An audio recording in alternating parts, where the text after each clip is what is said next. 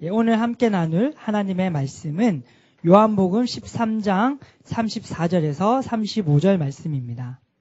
요한복음 13장 34절에서 35절 말씀을 이제 우리 같이 한 소리로 읽어보겠습니다. 이제 나는 너희에게 새 계명을 준다. 서로 사랑하여라. 내가 너희를 사랑한 것 같이 너희도 서로 사랑하여라. 너희가 서로 사랑하면 모든 사람이 그것으로써 너희가 내 제자인 줄 알게 될 것이다. 아멘. 정말 우리가 사랑하는 말씀이고 우리의 삶을 정말로 아름답게 만들어줄 수 있는 말씀입니다. 예수님께서는 우리에게 또 다른 종교나 고통스러운 삶을 주려고 오신 것이 아니라 자유롭게 하고 우리를 충만하게 그런 아름다운 삶을 살게 해주려고 오셨습니다. 그런 아름다운 삶은 어떻게 이루어질까요? 그것은 바로 우리가 하나님의 사랑 안에서 살면서 다른 사람들을 사랑하며 살 때 사실 그 하나님의 완전한 계획이 성취되어지는 것입니다. 예수님께서는 우리에게 율법과 또 다른 어떤 고통스러운 삶을 주려고 오신 것이 아니라 새로운 계명을 주려고 오셨고 그 새로운 계명은 바로 우리가 하나님을 사랑하고 사람들을 사랑하는 것입니다. 할렐루야, 주님을 찬양합니다. 그냥 단순히 사랑하는 것이 아니라요. 오늘 말씀을 보면 내가 너희를 사랑한 것 같이 너희가 서로 사랑하여라 이렇게 말하고 있습니다. 보통 사랑이 아닙니다. 예수님께서 우리를 사랑한 것처럼 우리가 서로 그렇게 사랑할 수 있다는 말씀입니다. 할렐루야. 주님께서는 우리가 할 수 없는 것을 하라고 하는 분이 아닙니다. 주님께서 우리가 할 수 있는 것을 하라고 하시고 또 할 수 있도록 돕는 분이시죠. 우리가 예수님처럼 서로를 사랑할 수 있기 때문에 주님께서 이 말씀을 주신 줄 믿습니다. 저는 과거에 예수님을 잘 모를 때 사랑하라는 말이 정말로 힘들었습니다. 제가 인생에서 아주 용서하지 못하는 어떤 한 분이 있었는데요. 정말 제가 다른 거는 다 제가 하나님의 말씀을 따르겠는데 내가 이건 못 따르겠다. 그 사람이 나한테 얼마나 심한 행동을 했는데 그 사람에 대한 원망이 있었고 도저히 용서하지 못하겠다는 마음이 제 안에 있었던 적이 있었습니다. 그러나 제가 시간이 지나면서 예수님께서 나에게 어떠한 사랑으로 나를 사랑하셨는가를 알게 되면서 제 안에서부터 진심으로 그분을 용서하게 되었고 시간이 지나면서 제가 자유하게 되는 경험을 했습니다. 하나님께서 왜 우리에게 사랑하라고 했을까요? 왜냐하면 그것이 우리를 올무에서 벗어나게 하는 것이기 때문입니다. 우리의 삶을 자유롭게 해주는 것이기 때문입니다. 우리의 삶을 승리하게 해주는 것이기 때문입니다. 우리에게 또 다른 짐을 주려고 하는 것이 아니라 우리를 정말로 아름답게 그렇게 만들어주고 싶어서 우리의 삶을 풍성하게 해주고 싶어서 하나님께서 우리에게 서로 사랑하라라고 이렇게 말하고 있습니다. 우리가 인식해야 되는 것은 우리는 사랑받고 사랑하기 위해 태어난 존재들입니다. 우리 고백할까요? 당신은 사랑받기 위해 태어났습니다. 그리고 사랑하기 위해 태어났습니다. 아멘. 우리가 정말 그리스도의 사랑을 인식하고 또 우리가 사랑하기 위해서 태어났다는 것을 우리가 알 때 인생은 정말 행복해질 수 있습니다. 예수님의 사랑은 어떤 사랑일까요? 로마서 5장 8절 말씀은 그러나 아직 우리가 죄인이었을 때 그리스도께서 우리를 위하여 죽으셨습니다. 이리하여 하나님께서는 우리들에 대한 자기의 사랑을 확증하셨습니다. 이렇게 말하고 있습니다. 우리가 정말 하나님을 많이 영광 돌릴 때가 아니라 우리가 예수님을 전혀 모를 때 우리가 하나님의 영광을 위해 살지 않을 때 그 순간에 예수님께서는 우리를 대신하여 죽으셨습니다. 할렐루야. 주님을 찬양합니다. 그것이 바로 예수님의 사랑, 하나님의 사랑인 것입니다. 예수님께서 우리를 대신해서 죽으셨습니다. 칭찬받으려고 궁극적으로 그렇게 해서 그렇게 하셨을까요? 예수님께서 돈이 필요한가요? 우리의 11조가 필요할까요? 전혀 아닙니다. 예수님께서 우리 대신해서 죽으신 이유는 우리를 사랑하기 때문입니다. 그리고 예수님께서는 우리가 이러한 사랑으로 이 땅을 살아가길 원하십니다. 그러나 많은 그리스도인들이 이 땅에서 지금 사실 이런 사랑으로 기능하지 않는 것 같습니다. 애석하죠. 뭔가 대가를 바라고 희생하고 그 대가가 내가 원하는 것에 조금이라도 주어지지 않으면 화를 내고 짜증을 냅니다. 왜 나한테 시킨 일이 아닌 걸 내가 해야 되냐. 직장에서 조금이라도 나한테 불이익이 온다 그러면 화를 내고 짜증을 냅니다. 그것이 과연 우리가 이 땅을 살아가는 이유일까요? 사람들의 칭찬을 받을 수도 있죠. 일을 잘한다. 돈을 벌 수도 있습니다. 그리고 그 돈으로 사람들을 나눠줄 수도 있습니다. 그러나 그렇게 해서 본 돈으로 나눠주는 돈을 하나님은 기뻐하지 않습니다. 고린도전서 13장 말씀이 좀 긴데요. 우리가 그것을 같이 천천히 한번 읽어보겠습니다. 내가 사람의 모든 말과 천사의 말을 할 수 있을지라도 내게 사랑이 없으면 울리는 징이나 요란한 꽹과리가 될 뿐입니다.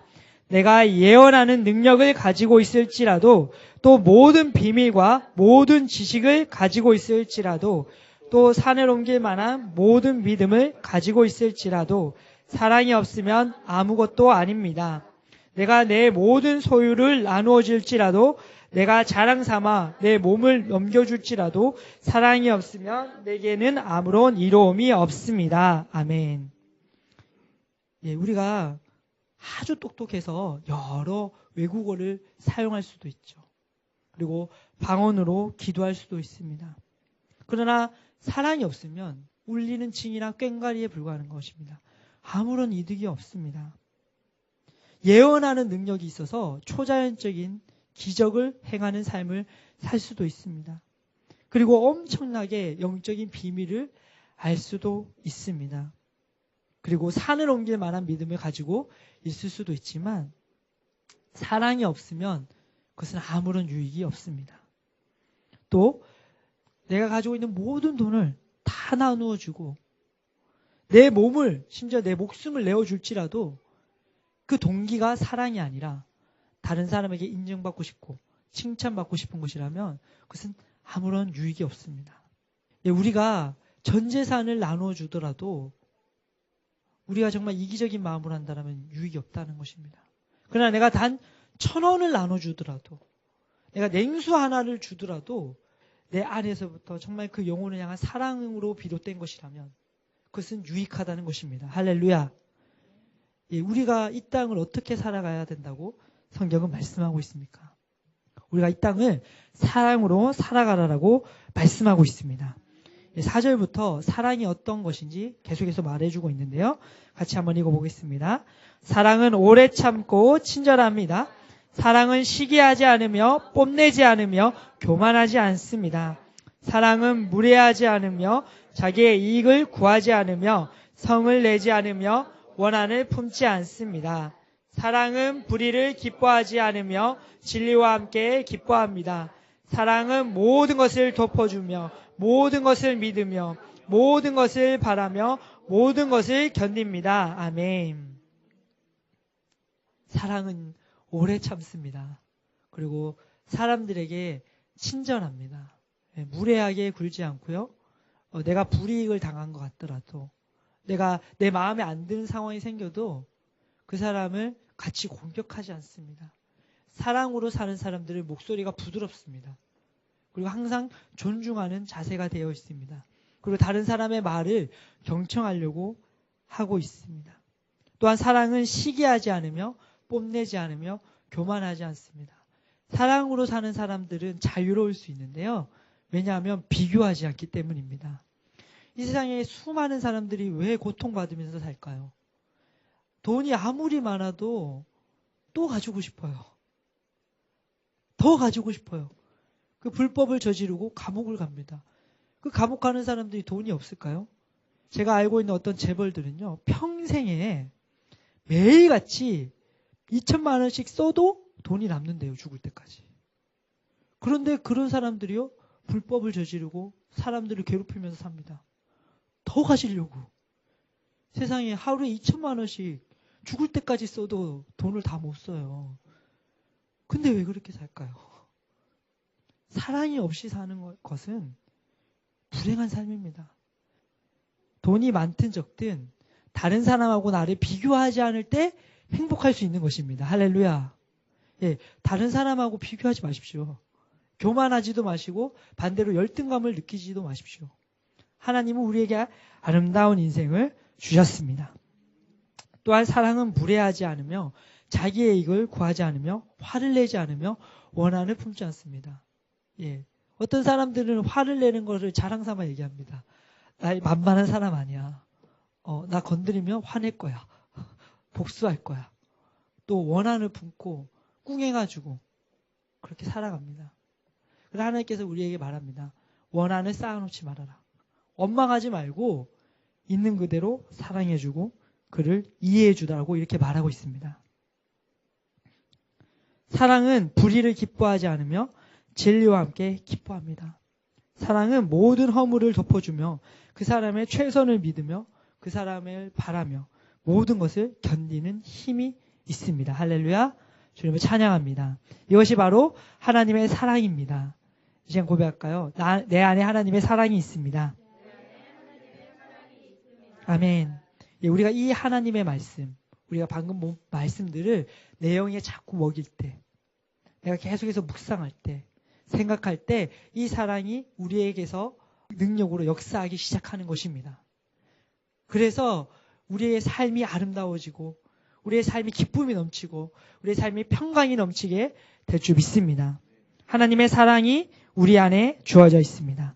13절 말씀은 이렇게 말합니다. 그러므로 믿음, 소망, 사랑 이 세 가지는 항상 있을 것인데 그 가운데서 가장 으뜸은 사랑입니다. 할렐루야. 여러분, 어떤 사람이 가장 신령한 사람일까요? 어떤 사람이 가장 하나님을 기쁘시게 하는 사람일까요? 어떤 사람이 가장 하나님의 마음에 합한 사람일까요? 바로 이러한 사랑으로 사는 사람입니다. 이 사랑이 우리 안에 부어져 있습니다. 할렐루야. 주님을 찬양합니다. 저는 생각합니다. 만약에 이 하나님의 사랑을 인식하고 이 사랑으로 정말 살아간다면 이 세상에 이혼이라는 것은 없어질 것입니다. 만약에 학교에 교사와 학생들이 이 사랑으로 기능한다면 교권이 추락하고 학생들이 교사에게 그렇게 함부로 하거나 또 교사가 학생들을 성추행하거나 모욕하는 그런 일들이 없어질 것입니다. 우리는 오해하고 있습니다. 강력한 법을 만들면 이것이 없어질 것이다. 강력하게 처벌하면 없어질 것이다. 이렇게 말하고 있습니다. 그러나 절대로 그렇게 되지 않습니다. 예, 처벌하면 할수록 몰래 그것을 합니다. 교묘하게 그것을 합니다. 진정으로 사람들의 삶을 바꾸는 것은 하나님의 사랑인 줄 믿습니다.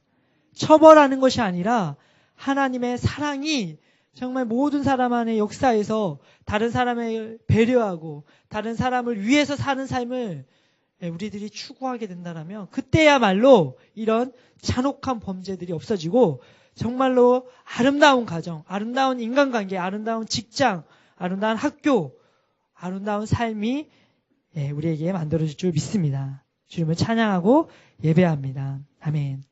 제가 예수님을 이렇게 잘 믿기로 결정한 것도 저의 리더가 정말 저를 이렇게 사랑해 줬기 때문입니다. 제가 참 말도 잘 안 듣고 예배도 잘 안 드리고 말씀도 잘 안 보고 기도도 안 하고 불평불만할 때 그 리더가 새벽까지 저를 위해서 기도해 줬어요. 제가 그걸 보면서 참 신기했습니다. 이 사람은 나를 본 적도 없던 사람, 날 안 지 몇 개월밖에 안 된 사람인데 왜 이 사람은 나를 위해서 이렇게 기도해 주지? 왜 나를 위해서 이렇게 희생하지? 그래서 나중에 알게 되었죠. 그것이 바로 예수님의 사랑이라는 거. 그 사랑이 우리의 리더 안에서 역사에서 저를 위해 기도한다는 거 제가 나중에 알게 되었습니다. 그때부터 제 삶이 변화되었죠. 제가 사실 이 설교를 준비하면서 저부터도 좀 더 반성하는 시간을 가졌어요. 정말 내가 이 사랑을 많이 먹이고 있나? 정죄감에 빠진 건 아니지만 점검해보는 시간을 가졌고요. 제가 다시금 결단했습니다. 내가 그래. 정말 이 하나님의 사랑으로 내가 살아가자. 이 하나님의 사랑으로 기능하자라고 이렇게 생각하게 되었습니다. 그래서 여러분들에게 제가 이 사랑으로 사는 삶의 유익에 대해 알려주고 싶다라는 감동이 들었어요. 오늘은 우리가 사랑으로 사는 7가지 이유에 대해서 구체적으로 하나하나 알아보는 시간을 가지겠습니다. 사랑으로 살아가는 7가지 이유. 첫 번째는 사랑은 그리스도인의 본성이고 삶의 방식이기 때문입니다. 우리 요한일서 5장 1절 말씀 읽어볼까요? 예수가 그리스도이심을 믿는 사람은 다 하나님에게서 태어났습니다. 낳아주신 분을 사랑하는 사람은 다 그분이 낳으신 이도 사랑합니다. 아멘. 예, 우리가 예수님을 믿을 때 우리는 하나님으로부터 다시 태어나게 되어 있습니다. 우리는 새로운 피조물로 태어나게 되어 있습니다. 할렐루야. 주님을 찬양합니다. 그리고 우리를 낳아주신 그 영적인 아버지이신 하나님을 사랑하게 되어 있고요. 또한 그분이 낳은 다른 형제 자매들을 우리는 사랑하게 되어 있습니다. 할렐루야. 예, 우리가 만약에 사랑하며 사는 게 본성이 아니라면 우리가 사랑하지 않을 때 우리는 불편하지 않아야 됩니다. 여러분, 누군가를 미워해 보신 적 있으시죠? 사랑하지 않으신 적 있으시죠? 그때 마음이 어떠신가요? 아주 불편할 겁니다. 제 이제 청년 중에 누구라고 얘기를 안 하는데 제가 한 번씩 이제 돌직구를 할 때가 있어요. 이제 주변 동생들에게 심한 말 했을 때 마음이 불편하다고. 그렇죠. 우리가 사랑하지 않을 때 우리 불편합니다. 그죠? 왜죠? 사랑하는 게 본성이니까. 그게 본성인 거예요. 우리 사랑하지 않으면요, 본성을 거스르는 겁니다. 그리고 하나님이 주신 그 삶의 방식을 거스르는 겁니다. 그러니까는 불편해요. 저희 본성이라고 하면 전 연어 많이 생각나요. 아무리 역경이 있어도 그 강을 거슬러 올라가지 않습니까? 그 본성이거든요. 하나님께서 연어를 그렇게 만들었어요. 어떠한 어려움이 있어도 그 강을 거슬러 올라갑니다. 저는 그 연어를 보면서 아, 내가 사랑하며 사는 것이 저것 같구나. 나는 어떠한 역경이 있어도 난 사랑한다. 때로 넘어지는 것 같고 때로 무너지는 것 같아도 결국에는 사랑하며 살게 되어 있는 거예요. 왜냐하면 못 버텨요. 여러분 끝까지 한번 미워해 볼래요? 여러분들 진짜 정신병 걸립니다. 미워하면서 살면요 우리가 정신병 걸려요. 문제가 생겨요. 우리 자체가 힘들어져요. 그걸 견뎌낼 수가 없어요. 그러므로 사랑하면서 사는 것은 우리를 자유하게 하는 것이고 우리가 정말 우리답게 살게 하는 것임을 믿습니다. 할렐루야. 주님을 찬양합니다. 예, 디모데후서 1장 7절도 한번 보겠습니다. 하나님께서는 우리에게 비겁함의 영을 주신 것이 아니라 능력과 사랑과 절제의 영을 주셨습니다. 아멘. 하나님께서 우리가 다른 사람을 미워하도록 부르지 않았습니다. 비겁한 영을 주지 않았습니다. 우리가 능력으로 살아가게 해주셨고요. 사랑하면서 살아가게 해주셨고요. 절제하면서 살아가게 해주셨습니다. 사랑의 영, 절제의 영, 능력의 영을 우리에게 부어주셨죠. 바로 성령님을 우리에게 주셨습니다. 할렐루야. 예, 우리 안에 성령이 부어짐으로 말미암아 하나님의 사랑이 주어진 것입니다. 그래서 우리가 말씀을 묵상하고 영으로 기도하면 이것은 우리가 율법적으로 행해야만 하는 것이 아니라 말씀과 기도 생활을 하면 이렇게 되는 거예요. 하나님을 사랑하는 사람은요, 다른 사람을 사랑하는 게 본성입니다. 그래서 애써 거부하지 마십시오. 그럼 여러분들 정말로 정신적으로 힘들어집니다. 그래서 본성대로 사시기를 축복합니다. 네, 우리 두 번째 이유도 한번 보겠습니다.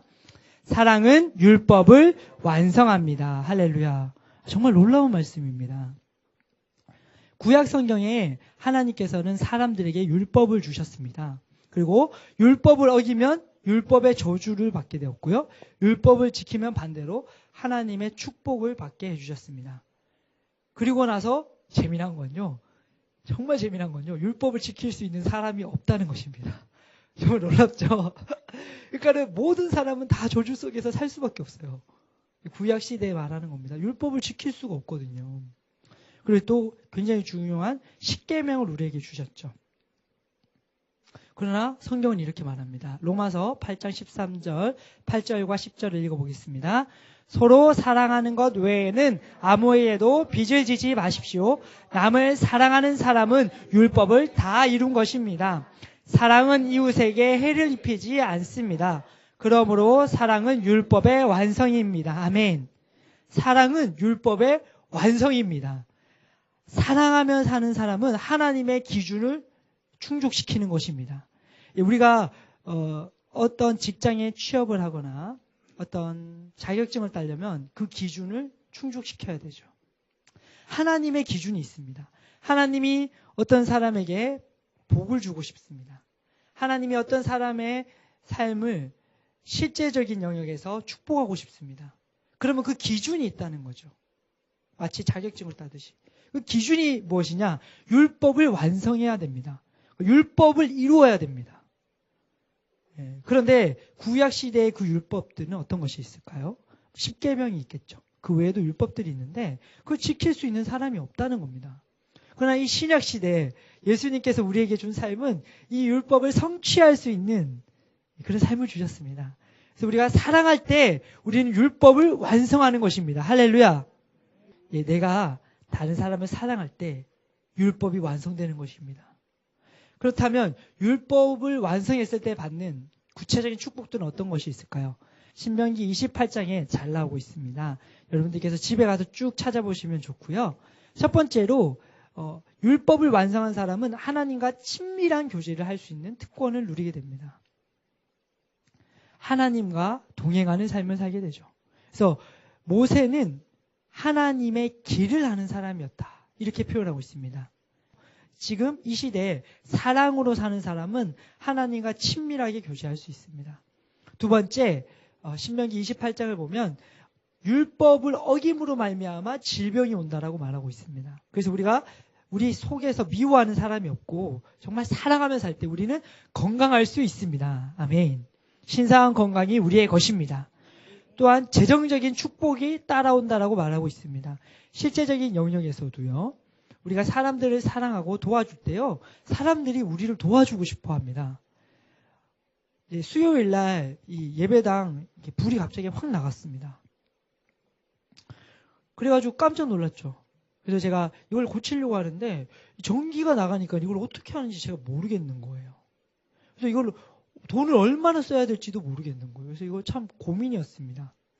그런데요, 저희가 1층에 사시는 그 예배당 건물 주인과 제가 친하거든요. 제가 가끔씩 이렇게 바카스나 비타민 이렇게 사드립니다. 그리고 이제 갈 때마다 사장님이 뭐 주시죠? 항상 사이다를 하나씩 챙겨주세요. 저도 이제 선물로 따로 보답하는데요. 서로 이게 나눠주는 것이죠. 주인과 제가 관계가 좋습니다. 그러니까 이제 제가 밥을 먹다가 그냥 툭 얘기했어요. 이게 전기가 나가는데 어떻게 해야 될지 모르겠습니다. 제가 이 얘기를 했거든요. 근데 사모님께서 사장님에게 전화를 하더라고요. 이 사장님께서 이제 이렇게 팔에 무슨 이상이 생기셔서 병원에 입원하셨어요. 입원하신 중에 이 얘기를 듣고 내가 빨리 가겠다고 하시면서 오셨어요. 밤에 저녁 9시에. 그래가지고 이거 봐주셨어요. 그분의 도움으로 해결됐습니다. 할렐루야, 주님을 찬양합니다. 저희가 사장님을 또 사모님을 존중하지 않았다라면, 사랑하지 않았다라면 병원에 입원해 있는데 왜 달려오셨겠습니까? 사랑하니까요. 이것이 비결입니다. 여러분, 지금 당장에는 손해보는 것 같고 지금 당장에는 뭐 큰 이득 안 보는 것 같아도요. 사랑하며 사시기를 축복합니다. 배려해주고 경청해주고 때때로 선물도 해주고 자그마한 거라도 그렇게 하면 그분들이 여러분들을 도와주거나 아니면 여러분들에 대한 좋은 소문이 돌아서 다른 사람들이 여러분들에게 좋게 해주거나 하나님이 그걸 지켜보시고 하나님이 지명해서 어떤 사람을 통해서 여러분들에게 재정적인 공급을 줄 수 있습니다. 그래서 사랑하며 살 때 재정적인 공급이 있다는 거죠. 또한 사랑하며 사는 사람은 선한 영향력을 끼치게 된다 이렇게 말합니다. 우리가 정말로 사랑하고 섬기며 살 때요. 우리는 종으로서 살지 않습니다. 사람들이 오해하는 것은요. 막 카리스마 있게 막 남을 지배하려고 하고 남에게 명령할 때 영향력이 생긴다라고 생각을 하는데요. 참된 영향력, 정말 사람들을 진정으로 변화시키는 선한 영향력은 반대입니다. 종으로서 섬기고 낮아져서 그분들을 높여줄 때 진정한 선한 영향력이 생긴다라고 성경은 말하고 있습니다. 그러므로 여러분들이 율법을 완성하는 삶을 사십시오.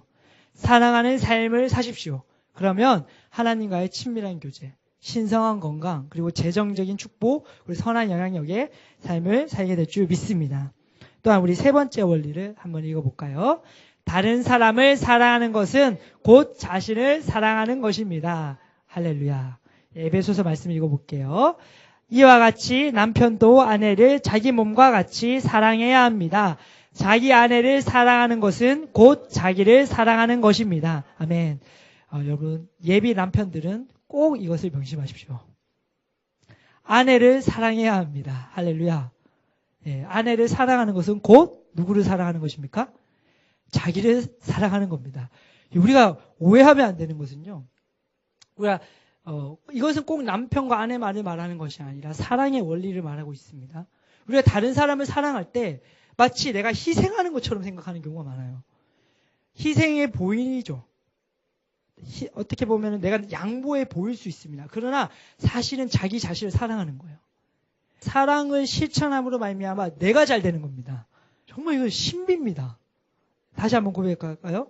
남을 사랑하는 것은 나를 사랑하는 것입니다.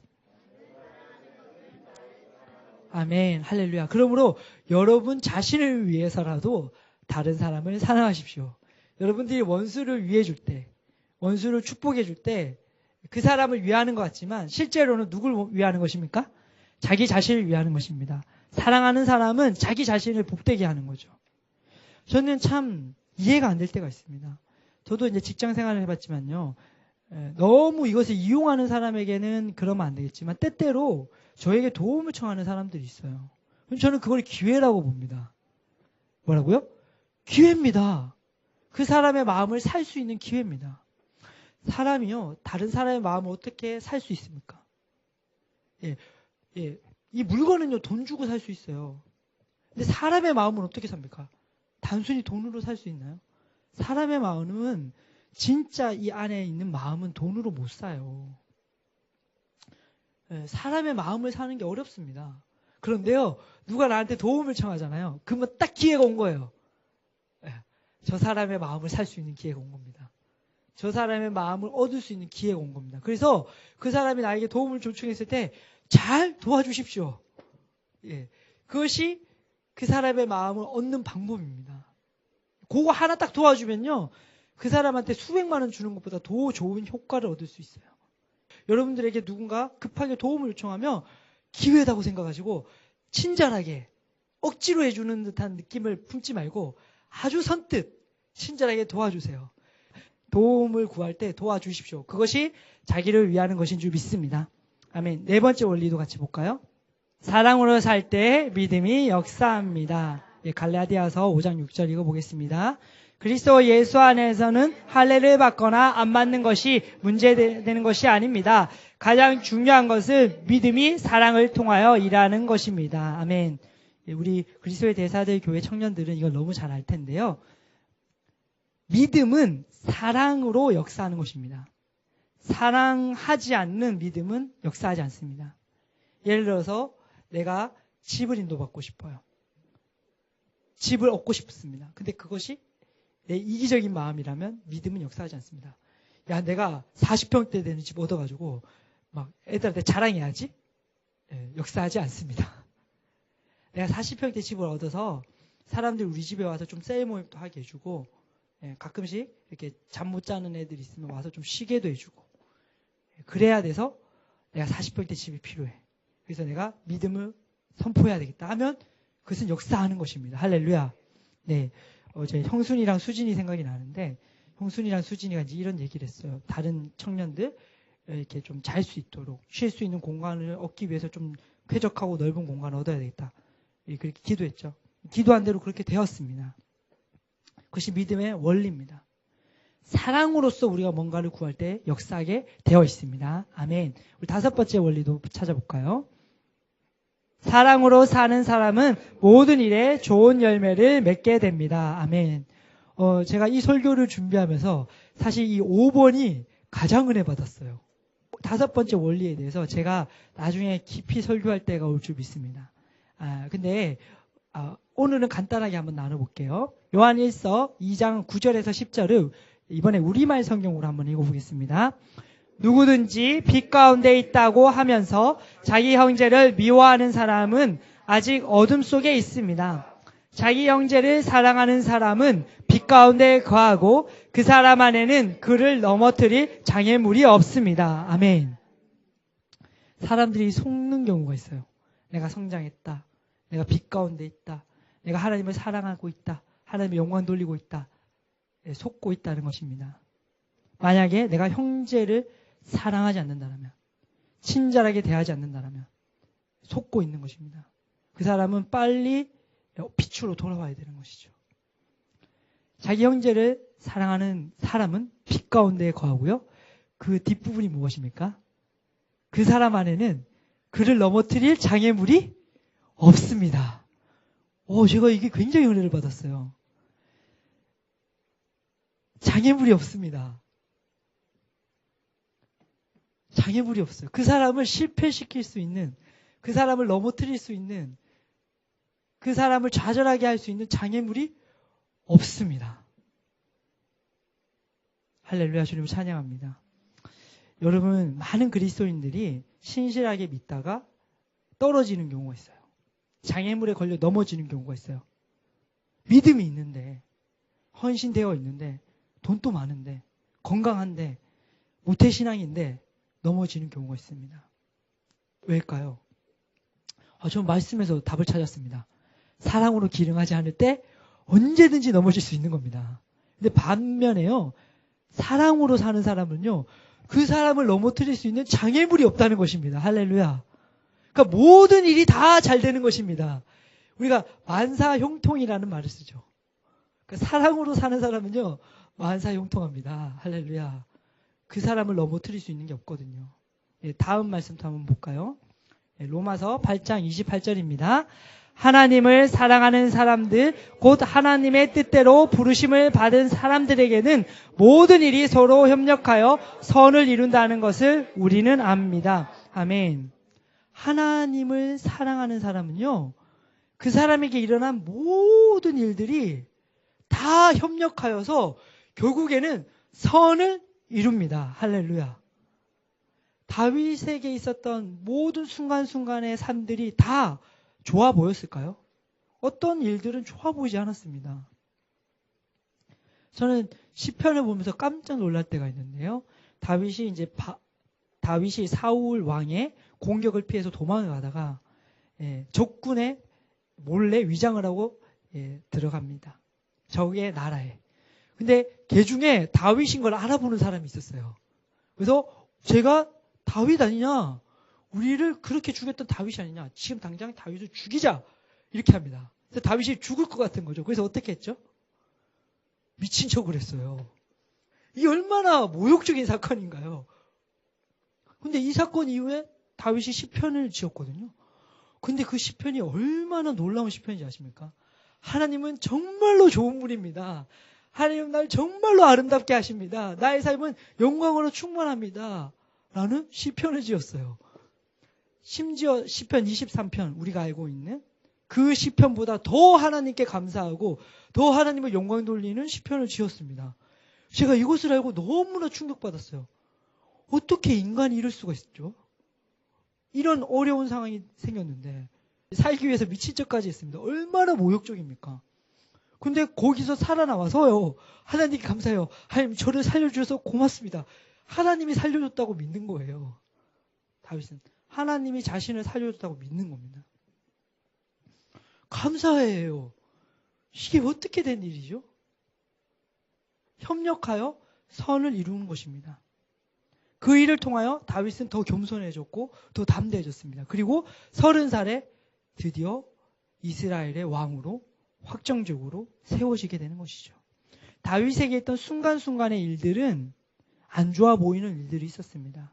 어떤 경우에는 정말 몸이 아프거나 정서적으로 힘들거나 다른 사람이 나에 대해서 오해하거나 인생의 순간순간들은 그런 일들이 있습니다. 그러나 하나님을 사랑하고 사람들을 사랑하는 사람에게는 이 모든 것이 다 협력하여 결국에는 그 사람에게 선한 결과를 나타내는 것입니다. 할렐루야. 그 사람의 삶에는 장애물이라는 것은 없습니다. 주님을 찬양합니다. 그러므로 여러분들 사랑으로 사는 삶을 추구하십시오. 여러분들에게 장애물은 없을 것입니다. 여러분들에 일어나는 모든 일들이 다 협력하여 선을 이루게 될 것입니다. 여러분들을 좌절하게 하는 일들, 여러분들을 슬프게 하는 일들까지도 결국에는 여러분들을 선한 길로 이끄실 것입니다. 할렐루야. 예, 제가 이것을 더 묵상하고 싶습니다. 초자연적인 만사 형통입니다. 이것이야말로 영광스러운 삶이 아닙니까?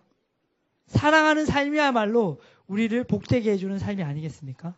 그러므로 가장 먼저 사랑하기로 선택하십시오. 예, 돈을 많이 벌기 전에, 다른 사람한테 인정받기 전에, 학업을 쌓기 전에 먼저 사랑하며 사십시오. 예, 옆에 있는 사람들 사랑해 주세요. 여러분들 결혼하시면요, 철저하게 아내를 사랑해야 합니다. 그리고 아내도 남편을 사랑하고 존경해야 됩니다. 예, 막말하면 안 됩니다. 예, 6번으로 넘어가겠습니다. 네, 같이 고백할게요. 사랑은 자신과 교회를 성장하게 합니다. 아멘. 예, 에베소서 4장 16절 읽어보겠습니다. 온몸은 머리이신 그리스도께 속해 있으며 몸에 갖추어져 있는 각 마디를 통하여 연결되고 결합됩니다. 각 지체가 그 맡은 분량대로 활동함을 따라 몸이 자라나며 사랑 안에서 몸이 건설됩니다. 예, 하나님의 사랑이 그 유익이 발전하고 있음을 알 수 있습니다. 이 하나님의 사랑이 우리 자신의 삶에 유익이 됩니다. 그러나 점점 증가해서 다른 사람에게 유익이 돼요. 뿐만 아니라 더 증가해서 우리 모든 공동체에 유익이 된다고 말하고 있습니다. 우리가 사랑하면서 살 때 예수님을 머리로 하고 한 지체가 된 한 몸인 교회가 한 몸으로, 아름다운 몸으로 건축되고 건설된다라고 이렇게 말하고 있죠. 우리가 사랑할 때 나 자신만이 변화되는 것이 아니라 가정과 교회와 사회와 국가가 건설된다라고 이렇게 말하고 있습니다. 할렐루야. 예, 고린도전서 8장 1절 말씀을 한번 볼 텐데요. 새 번역본과 우리말 성경으로 같이 한번 보겠습니다. 지식은 사람을 교만하게 하지만 사랑은 덕을 세웁니다. 지식은 사람을 교만하게 하고 사랑은 모두를 이롭게 합니다. 아멘. 사랑은 덕을 세워주고 사랑은 모두를 이롭게 하는 것입니다. 모든 사람을 유익하게 하는 것입니다. 그러므로 사랑하며 사십시오. 여러분만 잘 되는 것이 아니라 여러분들이 사랑하며 살 때 여러분들의 가정과 교회와 직장과 삶의 모든 영역에서 만나는 모든 사람들이 유익하게 될 것입니다. 아멘. 우리 마지막으로 7번째 원리를 나누겠습니다. 우리가 사랑할 때 모든 사람들이 그리스도를 알게 됩니다. 아멘. 예, 오늘 우리가 함께 나눈 본문 말씀 요한복음 13장 35절 말씀은 너희가 서로 사랑하면 모든 사람이 그것으로써 너희가 내 제자인 줄 알게 될 것이다. 이렇게 말씀했습니다. 사실 우리가 이 땅을 사랑하는 궁극적인 이유는 사실은 하나님 나라를 확장하기 위해서 사는 것입니다. 예수님을 모르는 사람들에게 예수님을 알려주기 위해서 영향력을 얻어야 되죠. 그 영향력을 얻기 위해서 우리가 공부도 열심히 하는 것이고 좋은 직장도 가는 것입니다. 그리고 우리의 말도 훈련하는 것이고요. 우리의 태도도 훈련하는 것입니다. 궁극적인 목적은 이 복음을 전하는 것입니다. 그런데요, 우리가 서로 사랑할 때 모든 사람들이 너희가 그리스도의 제자인 것을 알게 될 것이다. 그리스도의 제자라는 것을 알게 된다는 것은 다른 말로는 그리스도를 알게 된다는 것이죠. 그리고 그 사람들이 예수님으로 말미암아 삶이 바뀐다는 것입니다. 우리가 정말로 인식해야 되는 것은 무엇이냐면요. 우리가 서로 사랑할 때 사람들을 이곳에 온다는 것입니다. 제가 하용조 목사님이나 옥하는 목사님처럼 훌륭하면 올 수도 있겠죠. 그러나 제가 애석하게도 저는 그분들처럼 그렇게 훌륭하진 않습니다. 제 지성이나 제 인성은 부족합니다. 그러나 우리가 하나죠. 우리가 한 부르심으로 한 몸으로 우리가 부름받는 줄 믿습니다. 제가 목회자가 그분들처럼 훌륭하거나 탁월하지 않더라도 우리가 서로 사랑하면요. 이 자리에 사람들은 온다는 것입니다. 할렐루야. 여러분들 다 동일하지 않으신가요? 여기에 만약에 우리가 서로 질투하고 서로 미워하고 서로 막 찌르는데 이 자리에 오겠습니까? 서로 사랑하니까. 그러니까 이해해 주니까 다 연약함이 있죠. 저도 연약함이 있습니다. 각자 다 연약함이 있는 거죠. 그러나 그것들 우리가 찌르지 않고 공격하지 않고 품어주고 이해해 주니까 이 자리에 있는 것입니다. 마찬가지입니다. 기치의 간증이 생각이 나네요. 기치가 이제 처음 간증했을 때 그랬죠. 이 형들 도대체 정체가 뭔가? 왜 이렇게 잘해주는 건가? 무슨 속셈을 가지고 이렇게 잘해주는 거지? 라는 생각을 했었다라고. 제가 그 얘기를 듣고 참 우리 그리스도의 대사대 평택교회가 바른 길로 가고 있구나 라는 생각을 했습니다. 우리에게 다른 의도는 없습니다. 우리가 기치를 막 이용하려고 하지 않습니다. 기치를 사랑하는 거죠. 기치의 인생이 잘 됐으면 좋겠는 거죠. 우리가 영혼들을 바라볼 때 그래야 되는 것입니다. 우리의 어떤 욕심을 위해서 사람을 이용하려고 하면 안 됩니다. 정말 어떻게 하면 이 사람이 행복해질 수 있을까? 어떻게 하면 이 사람이 더 아름다운 인생을 살 수 있을까? 그 사람을 위해서 기도해야 되고 그 사람을 위해서 고민해야 되고 그 사람을 위해서 우리가 방향성을 제시해 주는 것입니다. 그렇게 우리가 서로 사랑하고 연약함마저도 품어주고 그렇게 우리가 걸어갈 때 하나님께서는 우리 가운데 임재하시고 그 임재를 사람들은 발견하게 될 것입니다. 마지막으로 우리 요한일서 4장 12절 말씀을 읽어보겠습니다. 지금까지 하나님을 본 사람은 없습니다. 그러나 우리가 서로 사랑하면 하나님이 우리 가운데 계시고 또 하나님의 사랑이 우리 가운데서 완성된 것입니다. 아멘. 하나님을 본 사람은 없습니다. 환상 가운데 저는 본 적이 있지만 눈으로 하나님을 본 적은 없습니다. 마찬가지로 여기 있는 우리 모두는 하나님을 눈으로 본 적이 없습니다. 그러나 우리가 서로 사랑하면 하나님이 우리 가운데 계십니다. 할렐루야. 하나님은 어디든지 계시죠. 어디든지 계십니다. 그러나 하나님이 있다는 것을 우리 느낄 수가 없죠. 다른 말로 하나님의 임재하심이 우리가 느낄 수 있을 만큼 나타나진 않습니다. 그러나 우리가 서로 사랑할 때 거기에는 느낄 수 있을 만한 하나님의 임재가 있다는 것입니다. 아멘. 하나님의 사랑이 우리 가운데서 완성되는 것입니다.